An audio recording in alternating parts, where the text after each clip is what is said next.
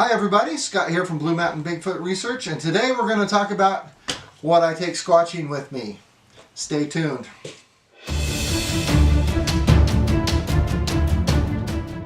Here's what I take when I go out squatching. This is my pack. I always have it packed, ready to go in case of that emergency call or a quick report, or just going out to do an evening research on my own. This is the backpack I take with me, and you'll find out that most of this is in case I get stuck out there for survival, to keep myself safe in the woods. Very little of it is actually for squatching. Of course, I always have my camera with me. That's my #1 piece of equipment. But also, in the backpack here, we'll start with the outside. One, I always take a couple trail cameras with me. Now I keep these in case I see something that's really squatchy, or I find footprints and I want to watch the area, or a structure and I want to watch the area, or I get sounds from somewhere. I want to keep these out just to follow up for a month or two after I go. So, next thing I keep on the outside here is my canteen. Now, I don't always keep water in it because I can put that in most anywhere I go, especially in the wintertime. But this is a canteen I got when I was in the military. And I kind of got used to using this technique, so that's what's familiar to me, so that's what I keep. I have a canteen cup that I keep inside here. This thing spent a lot of time with me. I was stationed 6 years in Germany, and I did a couple tours in Iraq, and this has been around the world. But this is my canteen cup, good metal cup. It's got a lot of scorches on it. I have boiled a lot of water in this, and made coffee, hot chocolate, you know, stuff that comes in MREs. But this is my main cooking utensil when I'm in the woods. Next thing I keep with me is a good water pump filter. This is Katadyn. They make one of the better ones, I think, myself. You can get new filters for it. You can pump the water right out of the river right into your canteens. They got adapters you can hook to almost every type of canteen you have. And I always keep this with me for when I need to get water. I can get it out of ponds, mud puddles, rivers, creeks, or creeks as they say. That's if you're not in the wintertime, and I can just boil water or, you know, heat up snow. But that's what I keep on the outside of my pack. Well, there's a couple other things I want to always keep with me. Is one, this is a good hunting knife that I'll keep sharp. And I have this little hatchet. These are from a company called Old Timer. They've been around for a long time. Well, they're Old Timers made by Schrade. Schrade's been around for a while. And I like this little Schrade Old Timer kit here because it has the knife and the hatchet together in one scabbard. I can put that on the side of my pack. So that's that right there. I also have a little bag I keep on the front of my pack right here that I keep my camera gear in, my phone, so I have quick access to that. Also, I have my GPS. I use that a lot. In fact, I use it completely for all navigation. I got used to using these when they first came out in 1990 when I was in the desert over there in Iraq. We were using them along with our maps. Now if I'm going in an area and I have a map for it, I'll take the map and a compass just in case. I learned a lot about land navigation in the military. In fact, I won awards and competitions for that. So I'm really fairly good at map reading. Here's a little compass I keep that I got actually from the Forest Service. It was like a free giveaway at a little fair. They were handing stuff out just for fun. But the reason I keep this is it has an actual mercury thermometer on it, so I can keep track of the temperature and make sure I'm not trying to kill myself out in the middle of the night. Also on my backpack here, I have a holster here. I do have a pistol I take with me in the woods just in case. I mean, just in case. I really need it. If I have to shoot something for food, in case I'm lost in the woods for weeks, or that bear, that cougar who's tracking me down, and they didn't take, go away for a reason, that's what I use my pistol for. Now, out here in this back pocket, I keep a first aid kit, of course. This is one of my favorite things. My daughter, shout out to Kirsten, out there, got me for my birthday or Christmas, I can't remember which. But anyway, it was, this is basically a chainsaw blade with handles. And I've used this to cut a lot of wood in the woods. I really enjoy it. I mean, it works really, really well. You just grab it and pull it back and forth. The only thing is you need to wear gloves because these do rub on your hands, and I've got blisters using it. But if you got a pair of gloves on, you're fine. You have to cut wood to build fires in case I need to keep warm. I also have my headlamp that I keep with me. It has a red feature on it. This one's made by Coleman. It's not that expensive.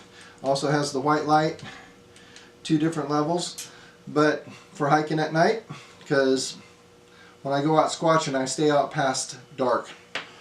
For that, the only other thing I have in here is this right here, and I made it myself. You can actually buy these commercially, but basically it's just like a car antenna. I got this from the dollar store. It's like a dollar store magnet, and I cut the magnet part off the end of it here, and then I cut an opening in the back. So this is actually used to blow on your fire to get embers, to get a fire going. It beats sticking your face down there. You can concentrate your air. It takes less air to blow through this, and it works really well. Okay, now on the inside, toilet paper. That's a must. Also, I have an MRE. Now, this is the regular military MREs. What I did was I take it out of those brown packages they come in. It makes it a little more condensed to put in your pack. A little less weight. But an MRE has 2,000 calories in it, or more usually. That's a week's worth of food if you're in a survival situation. So you can use this sparingly and survive for a week on that. I also have another LED light I can use for camping out. I have my survival knife. This is kind of a cheap beat up knife that I use to for hacking wood, splitting wood. I can baton it down into a piece of wood. I have a saw blade on the back that doesn't work real well. My chainsaw thing works a lot better. But it also has fishing line and stuff inside the handle. It's an old-fashioned Rambo knife, as they call them. But I don't care if I break it or dull it or whatever. This is my utility knife, and also has a sharpener on the side of it.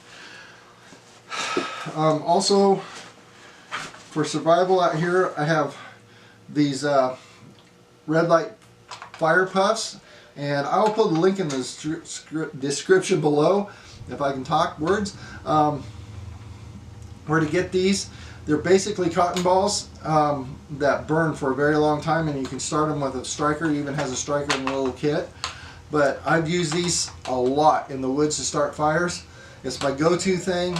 I really, really, really recommend these. And so give those a look.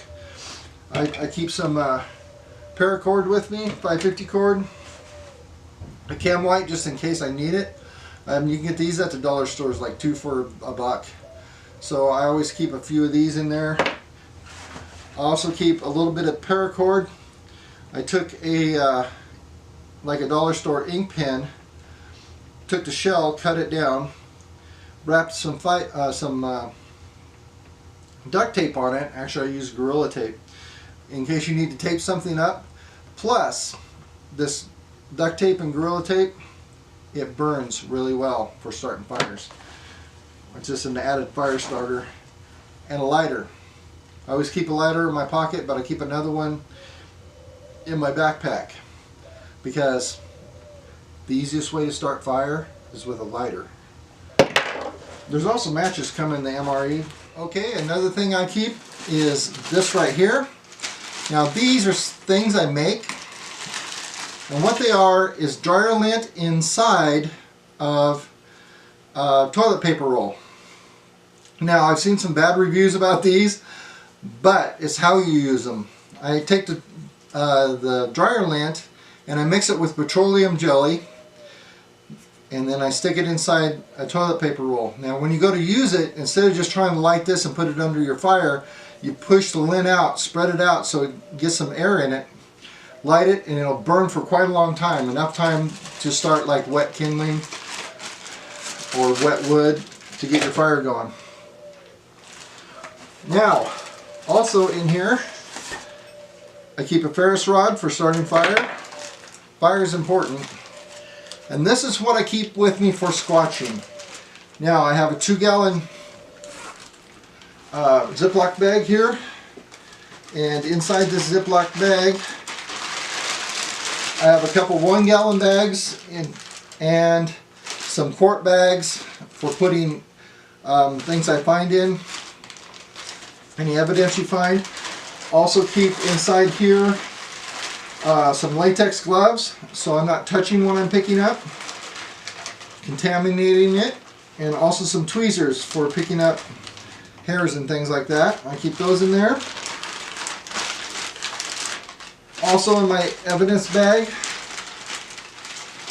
I have some little flags that I can put out so I don't step on footprints if I find footprints, or if I find some evidence I need to mark where it's at. I put those on there. I also have several scales that you can put out on the ground for measurements when you're taking pictures. These ones with the arrows are very important because you can mark the GPS location and you face these north. If you ever go back to the location, you can remember where the orientation of whatever you picked up was. I use those. That's very important. And just some markers to mark on the bags what I have in whatever evidence bags I use. So that's what I take for evidence. Now a lot of people ask, well, what if you find footprints? Yeah, I don't have any casting material with me. I don't bring it with me in my backpack because, one, it is really heavy and I just don't want to pack that weight around with me. In the 20 years I've been doing this, I have found 3 footprints or trackways that were up to par to casting, or things I could positively say this is a big footprint. 3 times in 20 years. So if I do find footprints, one of those finds was last year. I was probably 1.5 miles away from my truck. So put the flags in the ground, hike back, get your casting material. I keep casting material in my truck. I have several kits like this. I keep one in my 4-wheeler. I keep some in my truck, and I can backpack it if I want to. But I keep casting material in here, some hydrocal or plaster Paris. I keep my strips of paper for making a dam around it, and some latex gloves just to keep my hands clean because it gets everywhere. But if I do find a footprint, I can hike back to my truck, and I usually have, if I find a footprint, I have enough adrenaline that I'll be there and back before you even blink an eye. So I keep these in my truck or my 4-wheeler. Oh yeah, this is a little chip reader that I can plug into my phone. So I can plug this into my phone to look at what's on my trail cameras to see if I got anything interesting. If not, I can just leave the chips there and continue filming with the trail cameras. or if I find something really exciting, I know I can take it with me and bring it back to be analyzed. Okay. Next up, I have a couple dry bags to keep stuff dry with. In here, I keep a set of long underwear for an extra layer in case I get stuck out there and it's cold. Now, I don't have a sleeping bag with me, but another layer of clothing really helps. Also, I have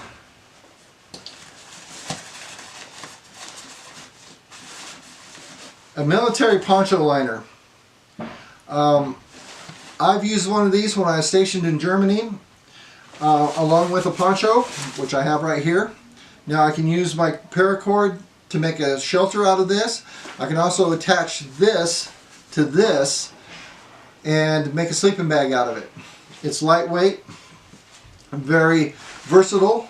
One night in Germany it was snowing and we got stuck out all night, and I actually took this, attached it to this, and just draped it over me like a poncho, leaned up against a tree, covered myself up, and slept all night. Warm as can be inside there. So that's it. That's what I take in the woods with me when I'm out there squatching. Mostly survival, just in case, because you never know. So if you have any other suggestions or comments or questions, leave them down below. I will get to them. And as always, keep it squatchy. Thanks for watching.